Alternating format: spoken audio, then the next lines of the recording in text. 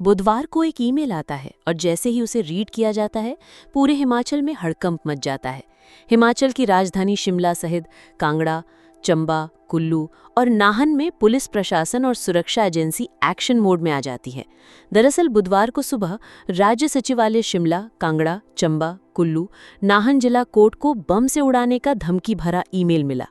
हम यहाँ पर धर्मशाला की बात करें तो धमकी भरा ईमेल मिलते ही न्यायालय परिसर में हड़कंप मच जाता है। सूचना मिलते ही पुलिस कंट्रोल रूम और पुलिस के वरिष्ठ अधिकारियों को सूचित किया गया।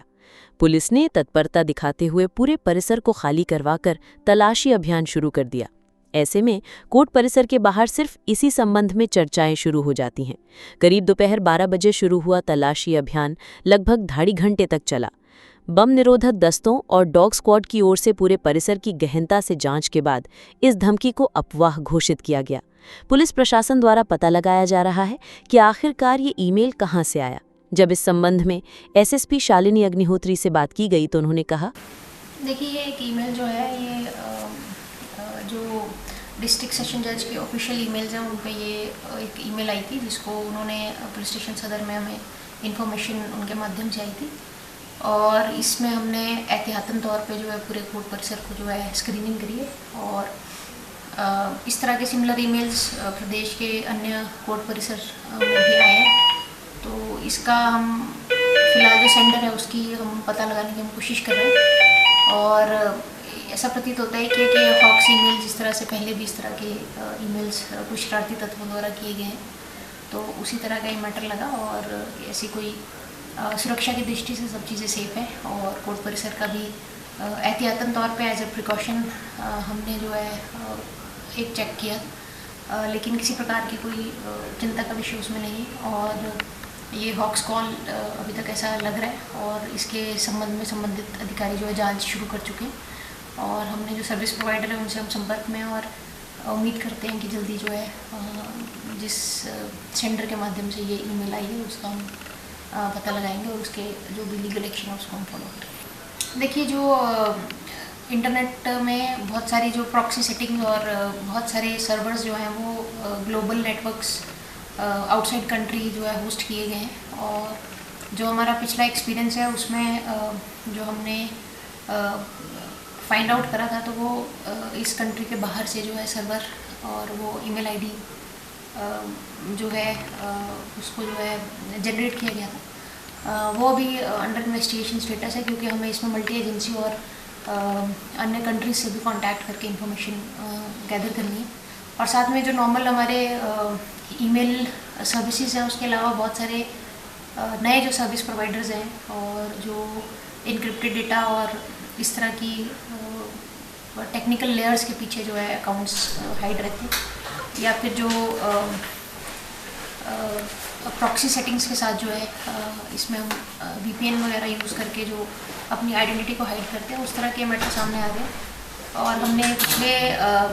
जो मैटर में भी और इसमें भी जो सर्विस प्रोवाइडर्स हैं उन तक हमारी पहुंचने की कोशिश रहती है क्योंकि ये इसमें जो भारत राज्य के बाहर भारत जो राज्य है उसके बाहर की जो कंट्रीज़ है उनका इन्वॉल्वमेंट या फिर सर्वर्स उनके यहाँ पे होस्ट किए जाते हैं तो इन्फॉर्मेशन हम डिपेंडेंट है कि हमारे पास इन्फॉर्मेशन क्या जनरेट होती है तो उसी सिलसिले में ये मैटर्स हम आगे प्रोसीड करते हैं। तो जिस तरह की इन्फॉर्मेशन हमारे हाथ में है उस हिसाब से हम आगे इसमें बढ़ सकते हैं। तो उम्मीद कर रहे हैं कि हम पिछले केस में भी हम काफ़ी हद तक काफ़ी क्लोज है और बहुत सारी जो जानकारी है हम एक्सपेक्ट कर रहे हैं कि जल्दी हमें सर्विस प्रोवाइडर से मिलेगी तो वो लीगल कंक्लूजन पे हम उसको ले जाएंगे और ये जो भी आज की जो घटना हुई है इसको भी इन्वेस्टिगेशन हमने इसमें इंक्वायरी स्टार्ट कर दी है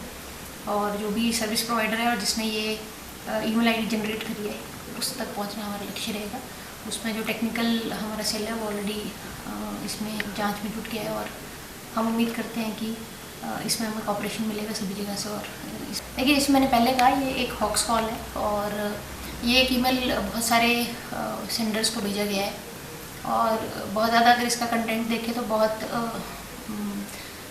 वेग कंटेंट इसमें लिखा हुआ है लेकिन ये जो भी हमने कार्रवाई की वो एकदम प्रिकॉशनरी और एहतियातन तौर पे करी। कोर्ट परिसर बिल्कुल सुरक्षित है, शहर बिल्कुल सुरक्षित है। जो हमारी नॉर्मल रूटीन सिक्योरिटी टीम्स हैं, सिक्योरिटी सेटअप है वही हम आगे भी कंटिन्यू करेंगे। और किसी प्रकार के इसमें कोई सेंसिटिविटी या हाइटेंड कोई इंडिकेटर नहीं है। और आई थिंक ये जो हॉक्स कॉल्स हैं ये सिर्फ एक तरीके से एंटी सोशल एलिमेंट्स की शरारतें हैं और उसी तरीके से इनको हम डील कर रहे हैं। लेकिन क्योंकि सुरक्षा की दृष्टि से प्रिकॉशंस लेना ज़रूरी है, इसलिए आज की एक्सरसाइज की गई थी। तो मैं आपके माध्यम से सभी से कहना चाहूँगी कि इसको ज़्यादा सीरियसली इस सेंस में ना लिया जाए कि कोई सुरक्षा की दृष्टि से शहर पे या टाउन में या किसी भी गवर्नमेंट इंस्टीट्यूशन पे या किसी भी इम्पोर्टेंट प्लेस पे कोई हम सेंसिटिविटी हाइटेंड देख रहे हैं या फिर कोई प्रॉब्लम हम फ्यूचर में एंटिसिपेट कर रहे हैं। Thank you. हमें भी थोड़ा हलचल के माध्यम से पता चला है कि यहाँ पे एक मेल आई हुई है जिसमें पता लगा है कि RDX रखी हुई है यहाँ पे कोर्ट में। तो उसके बारे में ये जांच पड़ताल चली हुई है और हमारी टीम जो है पुलिस वालों का दल बल सभी यहाँ आया हुआ है और ये पूरी स्क्वाड के साथ बम स्क्वाड के साथ पूरी जांच पड़ताल कर रही है। देखो इसके बारे में तो मुझे अभी पूरा पता नहीं है क्योंकि मैंने भी लोगों से सुना है कि मेल आई हुई है। अभी किसकी आई है, कहाँ आई है, किसके पास आई है, अभी तक इसके बारे में मुझे कोई नॉलेज नहीं है। इस बारे में हमें इन्फॉर्मेशन मिली है, उसी समय उसके 5-7 मिनट के बाद पुलिस सारी दल बल के साथ यहाँ पहुँच गई। पर सर अभी लगभग 12 बजे हमने खाली किया। ये सूचना लगभग कोई 11:35, 40, 45 की आई। इस बारे में मैं कुछ नहीं कह सकता, भ्रम भी हो सकता है क्योंकि पहले भी कई आपके माध्यम से मैंने सुना था शिमला मंडी